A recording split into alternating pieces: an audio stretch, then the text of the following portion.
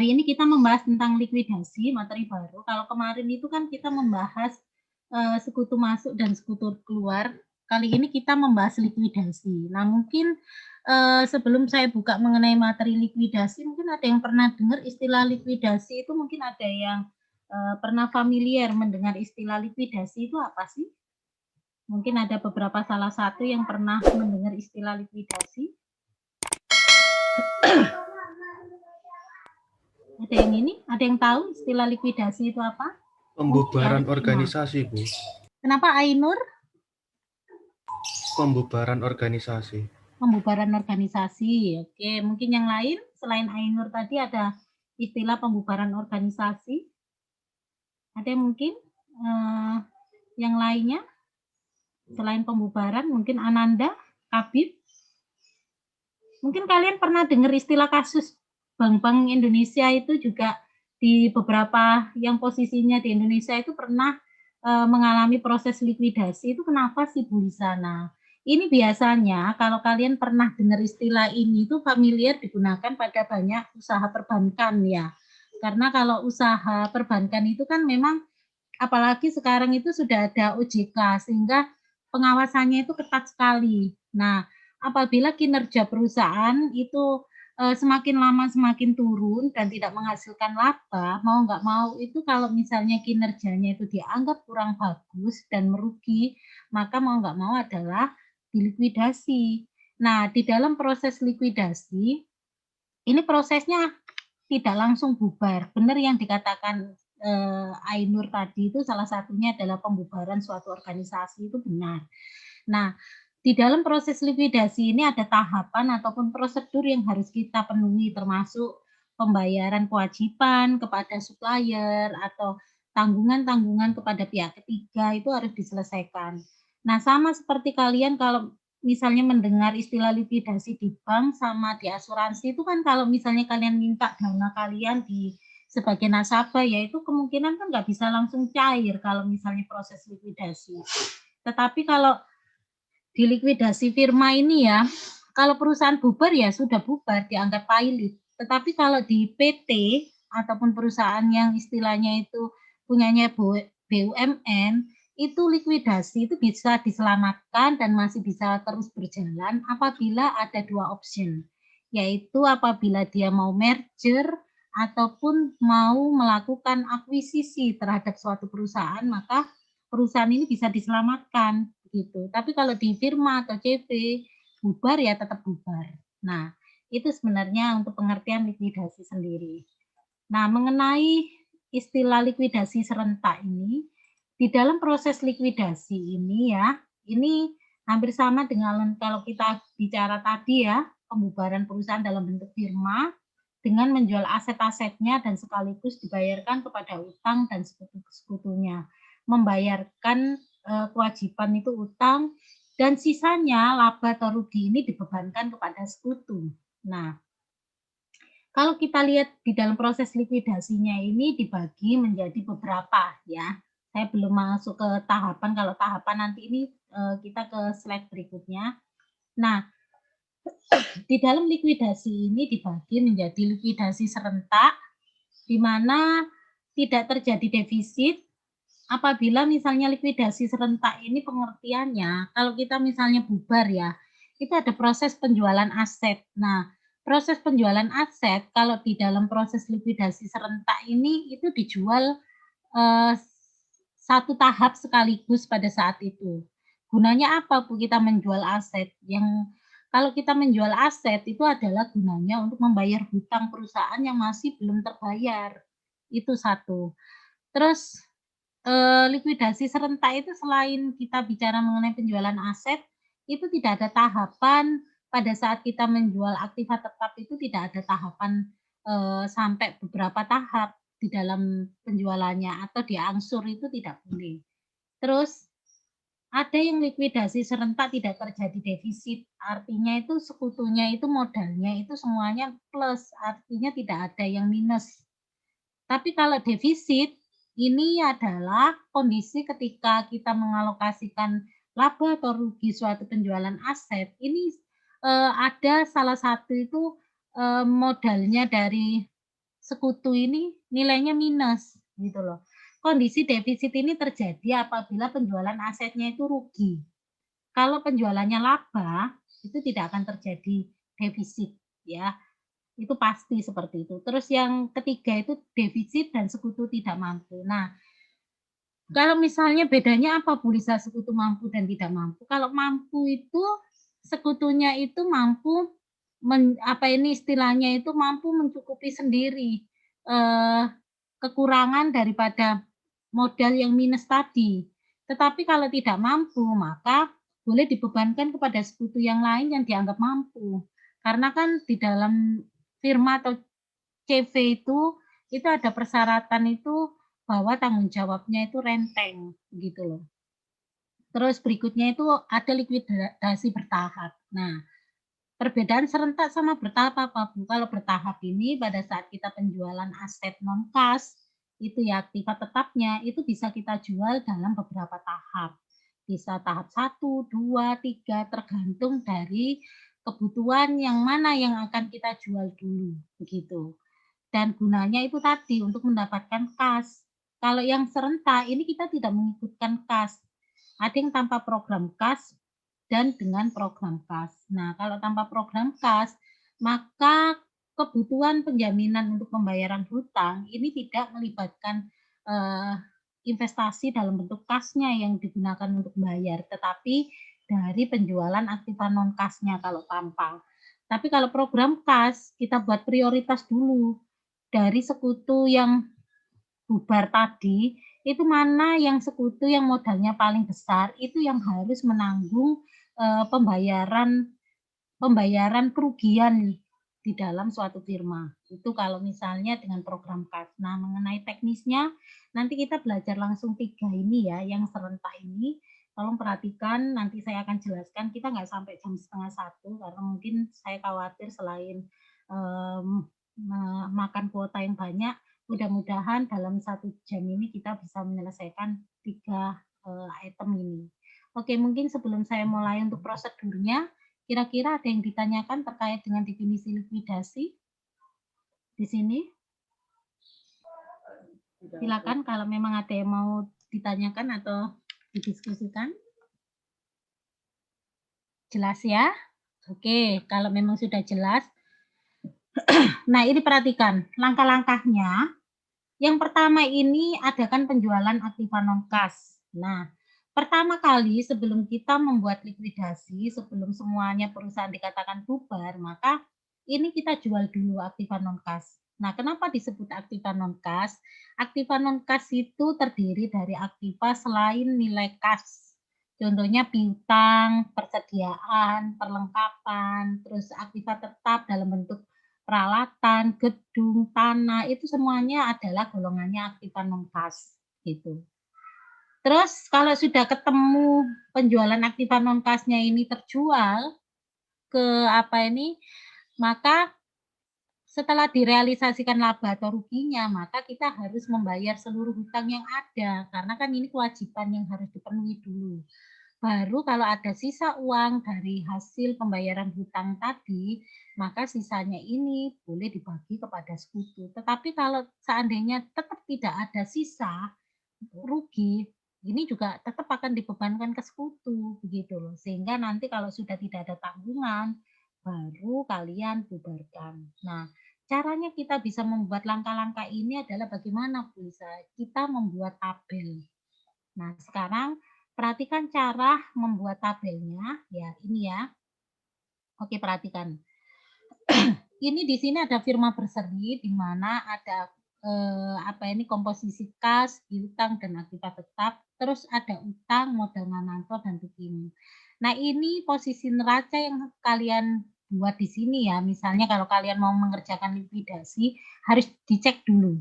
Antara posisi aktiva sama pasiva ini nilainya harus balance. Kadang kan, ya mohon maaf ya, kadang Bu Lisa ini kadang pada saat ngupload ini ya, PPT itu kadang ada yang tipu, ada yang nggak saya cek asal saya upload gitu. Kadang-kadang tuh kalau misalnya nggak balance itu ada yang kalau teliti itu mesti ada yang ngoreksi, "Bu Lisa itu benar atau enggak?" Nah, alhamdulillah kalau ada yang seperti karena kan ya memang beda kalau kalian kan masih fresh ya, jadi pandangannya itu masih jernih. Kalau Bu Lisa ini udah mata-mata ini ya, sudah kadang itu istilahnya pandangannya itu kadang berkurang begitu loh, dan konsentrasi itu kadang saking banyaknya pekerjaan kadang ya nilai itu kadang bisa ada yang ketelisut salah ngitung gitu loh. Tapi kadang-kadang ya prosedurnya ya tetap tidak ada masalah, cuma biasanya itu karena ada angka yang kurang gitu.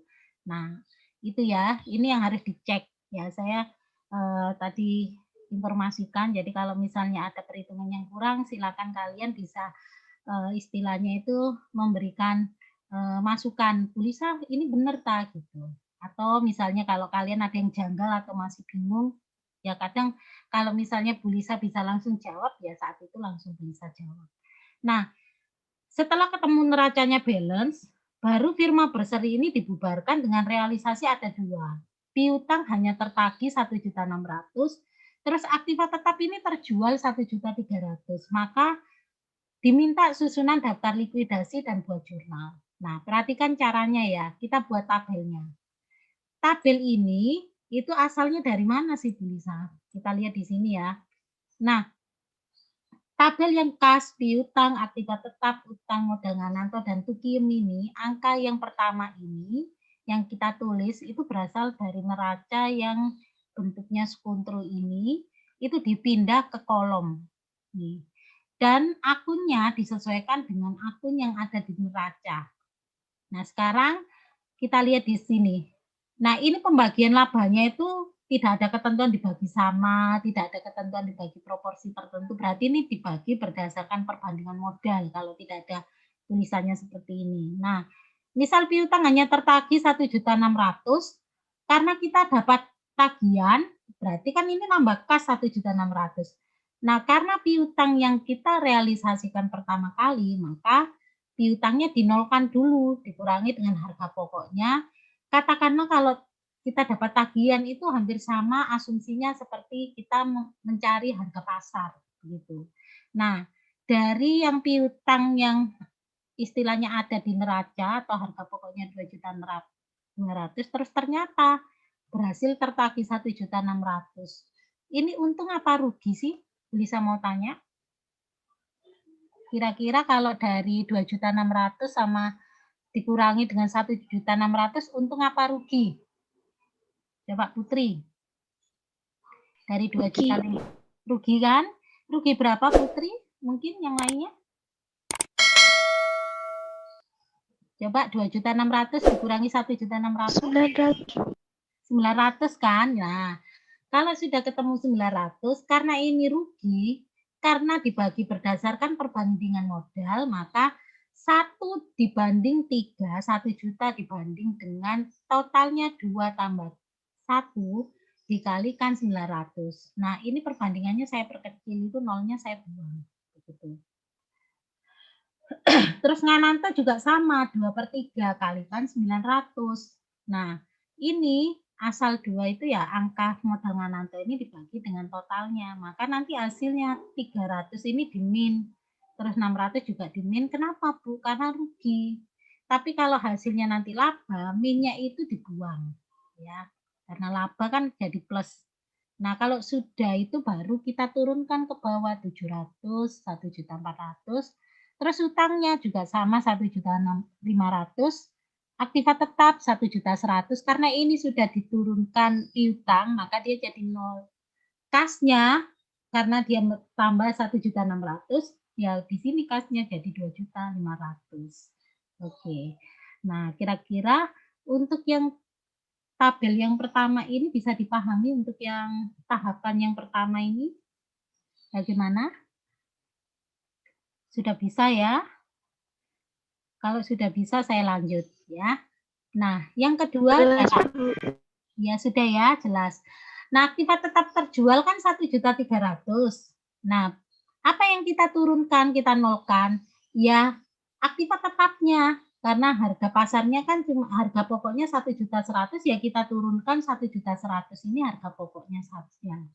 Nah, karena kita bisa menjual aktiva tetap ya berarti kasnya bertambah 1.300.000.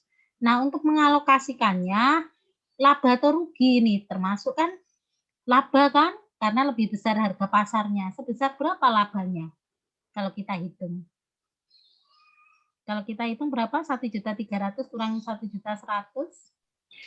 200.000. 200 kan. Nah, 200 ini dialokasikan, ditukiem sama Ngananto.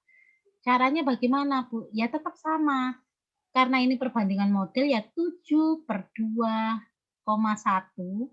2,1 itu 2.100.000 dari 1.400.000 ditambah 700 kalikan 200. Nah, seandainya hasilnya ini nanti 66,66666 ya, 66 di belakang komanya kan 6 semua, maka boleh kalian bulatkan ke atas 7 langsung begini.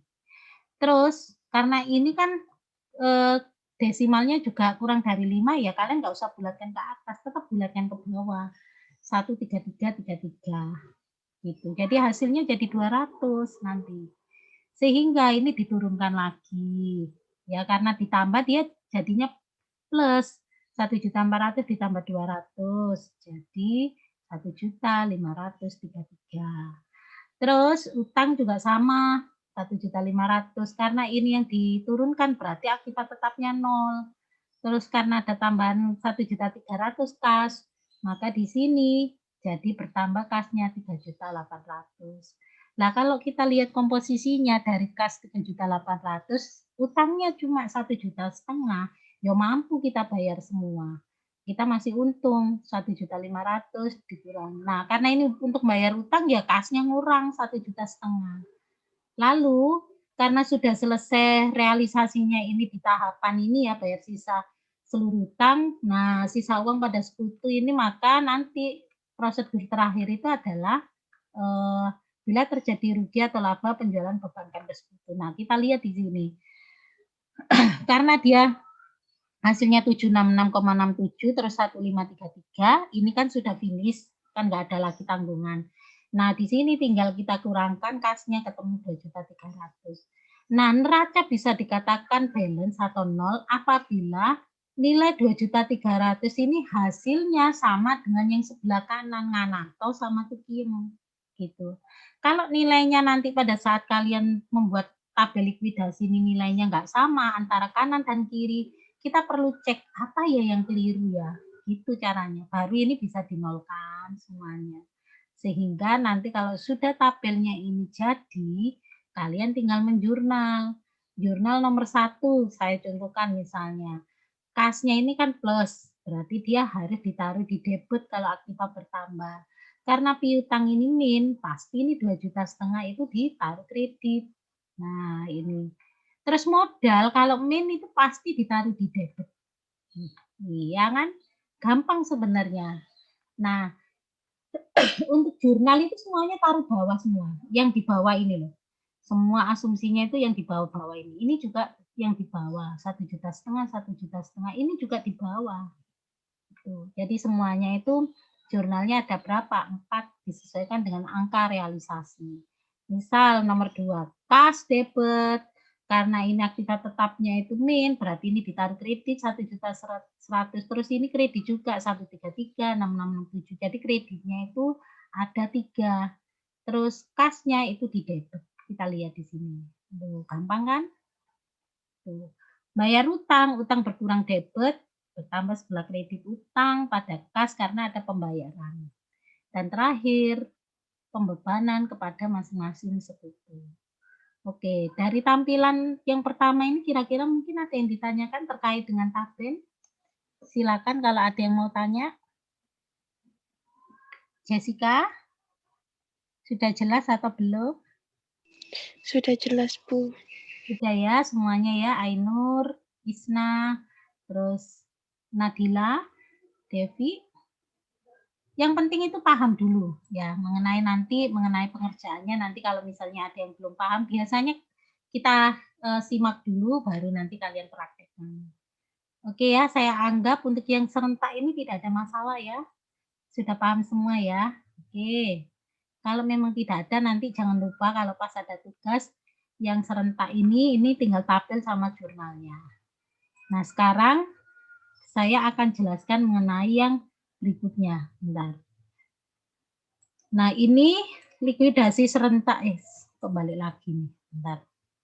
Oke, bentar ya. Oh, yes. Baik ya. Saya jelas.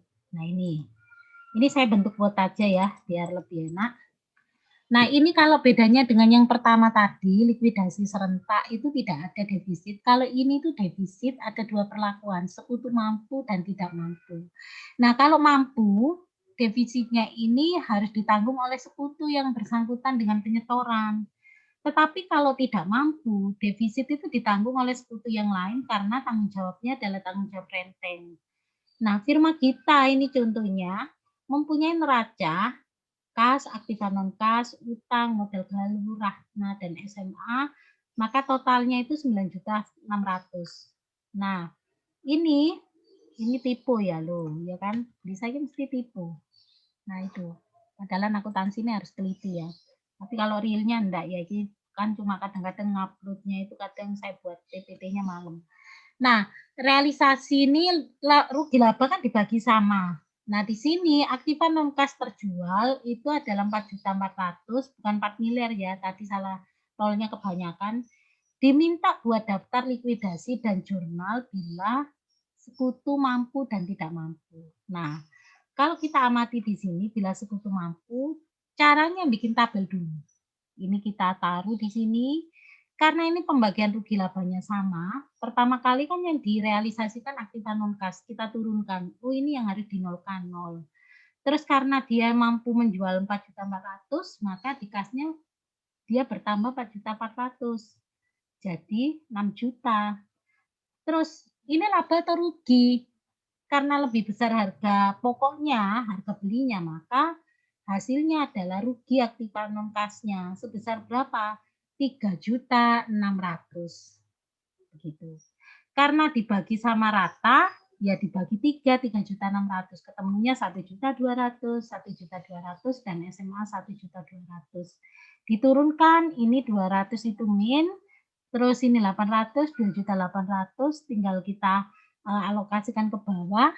Nah, bagaimana Bu Lisa perlakuannya kalau misalnya modalnya itu ada yang minus seperti ini ya? Maka di sini ini karena modal SMA yang minus, maka kalian perlu membuat istilahnya itu di sini itu kan karena dia sekutunya mampu, maka 200 ini itu yang bayar siapa? Karena dia masih mampu, dianggap bisa bayar sendiri, modal yang minus tadi. Ini kenapa harus dibayar ya? Karena untuk tadi yang melengkapi proses pembubaran itu loh. Sisanya itu mau dibagi berapa? Itu dari sini. Nah, 200 ini karena modal SMA ngambil dari aset pribadinya dia sendiri sehingga dia menambah kas perusahaan 200. Nah, kalau sudah 200 ini kan hasil dari yang atas ini ya. Nah, terus karena ini kan istilahnya itu dia bayar utang ya, setelah ini kan sudah nggak ada realisasi lagi, cuma satu aja yaitu aktiva non-kas. Maka setelah kita lihat di sini, nah utangnya itu kita bayar.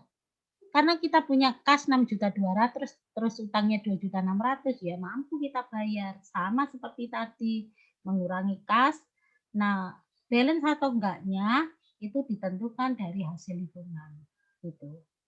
Jadi kalau ngitung pas nanti labanya nggak dibagi sama ya, terus labanya itu berupa proporsi dan ketentuan, maka di sini juga harus ngikutin. Ya. Nah, ini harus ngikutin ya. Oke, itu mungkin yang saya jelaskan. Terus untuk yang jurnal itu sama, kalian ambil yang bawah-bawah ini saja. Nah, kalau kalian mau lihat modalnya ini min itu pasti ditaruh debit. Aktiva min itu selalu taruh kredit. Nah, kalau sudah baru kalian buat jurnalnya per baris ini ya, baris bawah. Nah, sekarang kita lihat di sini. Bedanya dengan sekutu tidak mampu apa? Kalau misalnya caranya seperti tadi, realisasinya itu aktiva non-kas, terus dikurangi ada yang sekutunya ini negatif ya di dalam alokasinya modal, maka nanti karena ini tidak mampu, 200 ini ditanggung oleh 2 sekutu yang masih mampu. Karena pembagiannya sama rata ya 200 dibagi 2, sehingga Gali dan Ratna yang harus nanggung di Mimin ini. Kan karena dia ngambil dari modalnya Gali dan Ratna, maka ini wajib dikurung 100. Ya. 100 ini dari 200 bagi 2 karena kan 200 ini kan ditanggung renteng. Terus diturunkan ke bawah, terus bayar hutang 2.600.000 sehingga nanti diturunkan ke bawah, nilai antara kanan dan kiri ini harus balance ya. Itu penjelasan dari Bu Lisa, kira-kira mungkin yang sekutu mampu sama tidak mampu mungkin ada pertanyaan terkait dengan metode yang saya jelaskan sama Bu Lisa. Silakan kalau ada pertanyaan. Mungkin Kabir atau yang lainnya sudah jelas. Cantika? Masih belum ada, Bu. Belum ada ya, gampang ya kelihatannya ya. AKL ini gampang kok. Nah, nanti tolong kalian coba membuat latihan. Mungkin yang sulit itu akuntansi manajemen itu banyak persepsi logikanya. Kalau akuntansi keuangan ini kan enaknya kalau kita belajar akuntansi keuangan itu ilmunya lebih pasti. Tapi kalau ilmu akuntansi perilaku itu kadang kita harus jeli-jeli melihat istilahnya ini harus dikali berapa ya. Itu seperti di akuntansi manajemen. Besok aja ya hari Jumat akan kita bahas kalau ada yang belum paham. Nah, ini nolnya kebanyakan. Nah, nanti kalian coba untuk yang firma kita itu tugas yang pertemuan ke-8 ini dilihat, tapi perbandingan labanya itu hati-hati ya, tidak saya bagi sama, tetapi bagi 3 banding 3 banding 4. Dan nanti bikin 2 tabel juga sekutu mampu dan tidak mampu. Terus untuk berikutnya itu kalian juga untuk yang di PPT ini ya, sebentar. Nah, ini nanti kan juga ada tugas. Nah, ini juga kalian buat, tapi ini yang enggak pakai defisit. Terus untuk realisasinya dengan asumsi laba 4 dibanding 3 ya. Oke, itu yang bisa saya jelaskan, kira-kira bisa dipahami untuk materinya Bu Lisa. Untuk 2 sudah tidak ada pertanyaan. Bagaimana Salsa? Bagus? Tidak ada, Bu. Tidak ada ya. Sudah jelas, Bu. Tidak jelas ya. Oke, pinter-pinter kok kelas pagi. Ya, karena akuntansinya juga jos semua dan mungkin karena kuliah pagi ini mungkin lebih fresh ya dan waktunya mungkin agak nggak terlalu tepat seperti di kelas malam sehingga memang kalau kelas pagi ini saya akui memang kalau dikasih tugas langsung dikerjakan dan mengumpulkannya itu juga alhamdulillah tepat waktu ya rata-rata semuanya. Oke, mungkin karena tidak ada pertanyaan dan kita tadi udah janji kita mungkin kalau Zoom itu saya itu kasihan kalau memang kalian sudah paham materinya dan tidak ada yang ditanyakan. Biasanya kalau sudah ngerjakan baru ada yang bertanya, itu manusiawi nggak masalah. Nah, itu saja mungkin yang bisa saya sampaikan ya. Kalau saya nggak Zoom nanti saya kasih classroom takutnya bingung karena ini kan materi baru di AKL itu kan materi yang sekutu lama sama yang keluar sama masuk itu kan sudah paham. Tapi kan ini kan materi baru. Ya, jadi saya nggak berani kalau langsung ke classroom. Oke, itu ya mungkin yang bisa saya sampaikan. Baik, saya anggap sudah jelas semua. Tadi saya sudah tanya semuanya. Mudah-mudahan nanti dengan latihan kalian akan lebih paham mengenai cara mengerjakannya. Terima kasih semuanya sudah join di perkuliahan siang hari ini. Semoga lancar selalu dalam pengerjaan tugasnya dan tidak ada kendala di komputer kalian ataupun HP kalian ya. Karena kalau ada kendala error itu tetap akan menjadi suatu permasalahan, tetapi bukan suatu yang menjadi alasan kalian tidak mengerjakan tugas. Nah, kalau misalnya ada yang error HP atau laptopnya, kalian bisa konfirmasi, jadi Bu Lisa bisa kasih toleransi ya. Itu saja mungkin yang bisa saya sampaikan. Terima kasih, saya izin lift dulu. Selamat siang dan saya ucapkan sehat selalu semuanya ya. Assalamualaikum warahmatullahi wabarakatuh. Waalaikumsalam. Waalaikumsalam warahmatullahi wabarakatuh.